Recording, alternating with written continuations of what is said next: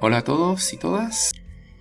Vamos a resolver ahora un ejercicio de cálculo en que aplicaremos el método de las tensiones admisibles o también conocido como método clásico.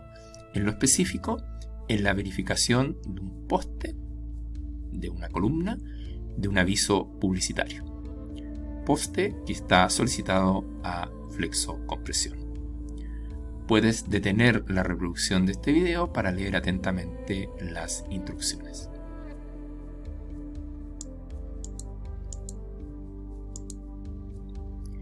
Nota importante, este ejemplo forma parte de los contenidos de un curso introductorio en los temas de diseño estructural, por lo que se han simplificado los aspectos relacionados con inestabilidad inelástica, pandeo lateral torsional y pandeo local.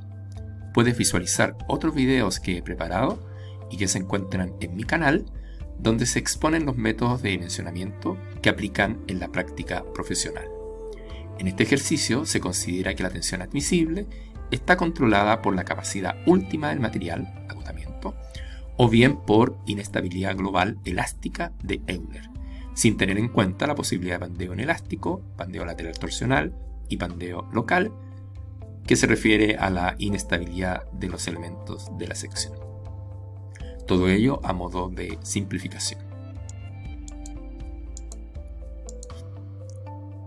La primera pregunta es verificar si el perfil, cajón en este caso, que corresponde al poste, resiste adecuadamente las cargas que solicitan el sistema. Fíjense bien, acá tenemos el poste, que por lo que nos dicen acá y lo que se menciona en el enunciado, es un perfil cajón. Tenemos una viga travesaño de 3 metros de longitud.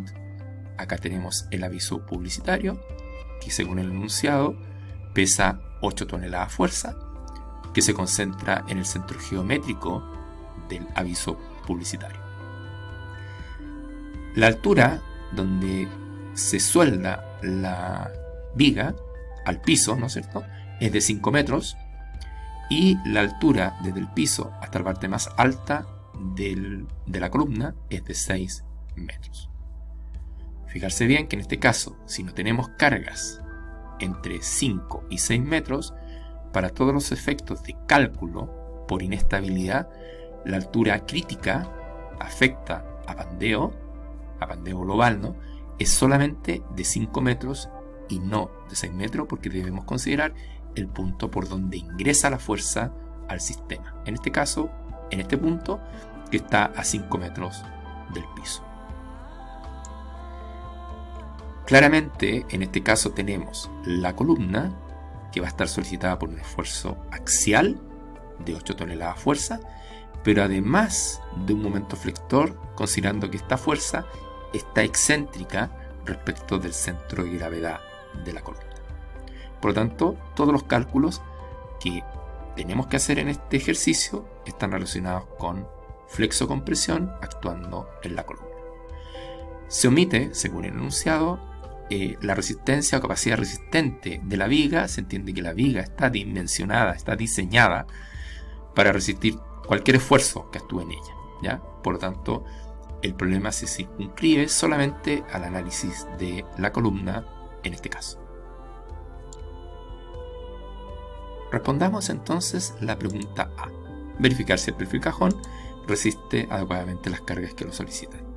Se trata, tal como lo mencioné, de un problema de flexocompresión. Acá está la fórmula de método clásico o de las tensiones admisibles. Fíjense bien, la tensión de trabajo a compresión dividido por la tensión admisible a compresión, factor de utilización en compresión, más la tensión de trabajo en flexión dividido por la tensión admisible en flexión, factor de utilización en flexión. La suma de ambos factores de utilización debe ser sí o sí menor o igual que 1 si queremos que verifique, es decir, si queremos que la columna resista adecuadamente las cargas que actúan en el sistema. Comencemos por determinar las tensiones admisibles. En este caso, según el enunciado, es un acero A240ES. El 240 corresponde al límite elástico del acero en megapascales. Por lo tanto, el límite elástico será igual a 2400 kilogramos fuerza partido por centímetro cuadrado. La tensión admisible en este caso es 2400 dividido por el factor de seguridad que en este caso aplica, que es 1,67. nos da que la tensión admisible es 1437 kilogramos fuerza partido por centímetro cuadrado. Esta tensión admisible aplica para flexión y para compresión en caso que controle agotamiento, ¿ya? Porque en el caso de la columna, como hay efectos de inestabilidad, podría controlar la resistencia, la tensión crítica y no la tensión de agotamiento.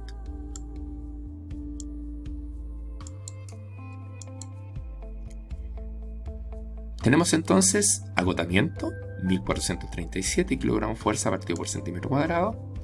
Analicemos ahora inestabilidad. Los datos, recordemos que para calcular la esbeltez necesitamos lo que se conoce como factor de luz efectiva, el valor de K.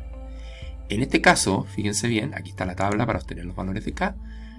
En este caso se considera que la columna está empotrada en la base y está libre arriba, es decir, tiene totalmente permitido el desplazamiento en la parte más alta.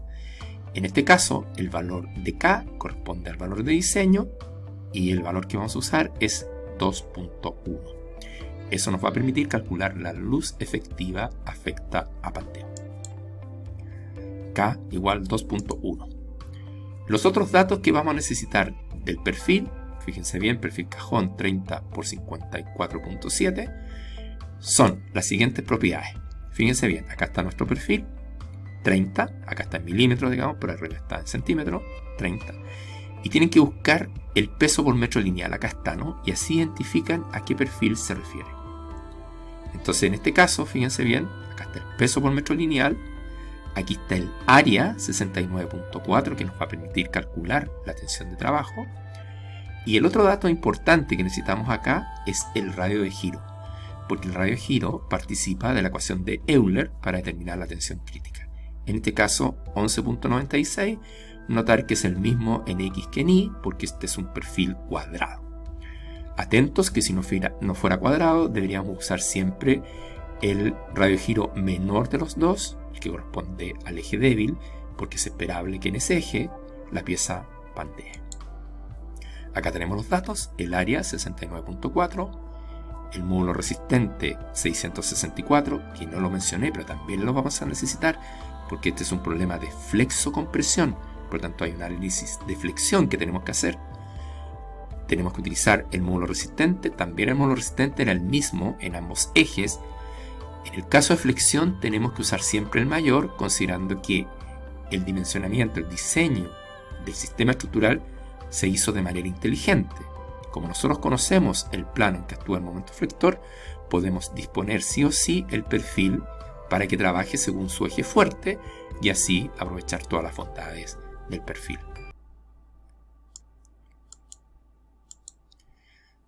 Para calcular la tensión crítica se ocupa la fórmula de Euler. Pi cuadrado por E, módulo elasticidad, ¿no?, dividido por la esbeltez al cuadrado. En este caso, la esbeltez, la fórmula para calcular la esbeltez, también universal, es el factor de luz efectiva, K, por la longitud, la altura en este caso del perfil, dividido por el radio de giro mínimo. El K, ya vimos, 2.1, la longitud, recordemos, es solamente 5 metros, el resto es ornamental, no participa en el análisis de inestabilidad. Sí podría participar si estuviésemos considerando el peso propio del perfil, que en este caso lo estamos omitiendo.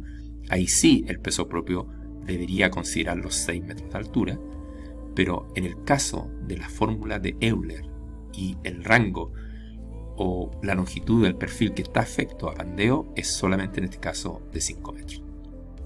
El radio de giro mínimo, ya habíamos visto, 11.96 centímetros.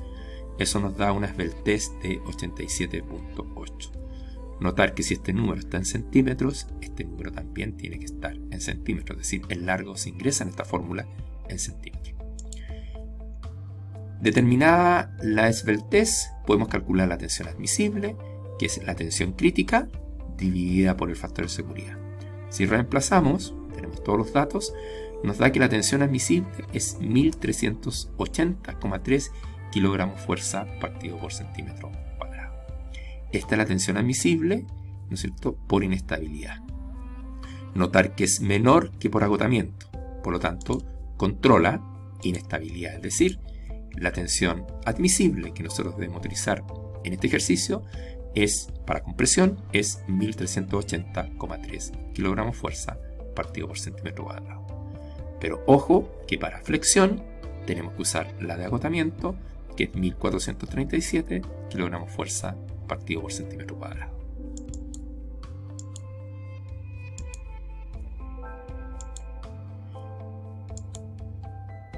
Acá tenemos la fórmula de flexo-compresión. Fíjense bien en que yo he reemplazado la tensión admisible en compresión y la tensión admisible en flexión. Por lo tanto, si uno mira esta fórmula, lo que nos está faltando ahora es determinar la tensión de trabajo en compresión y la tensión de trabajo en flexión. La tensión de trabajo en compresión es P partido por A, es decir, los 8000 kilos que van a bajar por esta columna dividido por el área, ¿no? Que son 69,4, área que habíamos tenido del catálogo de SINTAC. Eso nos da una tensión de trabajo de 115,3 kilogramos fuerza partido por centímetro cuadrado. La tensión de trabajo en flexión, la fórmula de Navier, ¿no? M por V partido por la inercia, o bien el momento crítico dividido por el módulo resistente. Como nosotros en este caso conocemos el módulo resistente, aplicamos esta fórmula y no esta. ¿Ya? Fíjense bien, el momento flector va a ser la fuerza 8000 por el brazo. Fíjense bien, esta fuerza está centrada respecto a estos 3 metros. Por lo tanto, la distancia que existe desde este punto al borde del perfil es de 150 centímetros. Como el perfil tiene 30 centímetros de altura o de dimensión en la sección, para llegar al centro de gravedad debo sumar 15, ¿no? 30 dividido en 2, 15. Por lo tanto, el brazo es 150 más 15. Eso me da el momento flector que actúa a nivel de la columna. Y eso dividido por el módulo resistente, que es 664, me da que la tensión de trabajo en flexión es 1988 kilogramos fuerza partido por centímetro cuadrado. Reemplazando, fíjense bien, este número acá arriba, ¿no es cierto? Y este número acá arriba, acá está la fórmula, me da, fíjense bien, que al sumar el factor de utilización global, sumando el de compresión y el de flexión, me da 1.467, que es mayor que 1. Por lo tanto, no verifica. Es decir, el perfil que se está utilizando para este sistema de sujeción de un aviso publicitario, este perfil no cumple y no verifica. Por lo tanto, está subdimensionado. Hay que seleccionar un perfil algo más robusto para que verifique. La pregunta B está justamente pensada en el caso de que el perfil no verifique. ¿Ya? Entonces fíjense bien, si el perfil no verifica, determine si la solución pasa por disponer de un tensor de acero que arranque en la parte más alta del poste, aquí, y empalme en el extremo libre del perfil horizontal, aquí, es decir, aquí se pone un tensor desde ese punto a ese punto, o bien se suelda un perfil horizontal en el lado opuesto del poste, acá, hacia la izquierda, de 0,6 metros de longitud, en cuyo extremo se disponga un tensor vertical, es decir, de aquí hasta el suelo, con una postensión, es decir, con una cierta fuerza de tesado. Tensión, ¿no es cierto?, que si optamos por esta solución, debemos determinar. ¿Ya? Entonces, la opción 1, fíjense bien que es esta, que es colocar un tensor desde este punto al extremo libre de la viga, del travesaño, que sujeta el aviso publicitario. Esta es la opción 1. Fíjense bien, nosotros estamos analizando la columna, y la columna no está verificando. Si yo coloco este tensor, lo que hago es modificar los esfuerzos en la viga, es decir, ya no tengo una viga en voladizo, sino que tengo una viga apoyada acá, una viga que empieza a trabajar en flexo-compresión, pero fíjense bien, se modifican los esfuerzos, cambian los esfuerzos, ¿no es cierto?, en la viga.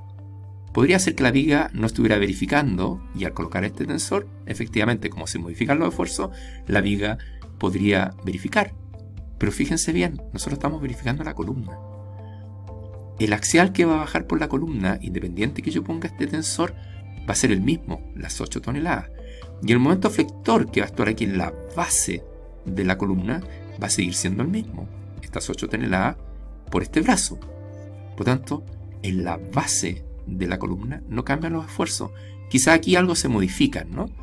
¿Ya? Porque hay una parte que se va a transmitir por acá arriba, otra parte se va a transmitir por acá abajo, de las 8 toneladas. Aquí hay una zona, ¿no es cierto?, que los esfuerzos cambian. Aparecen esfuerzos cortantes aquí en la columna, ¿no?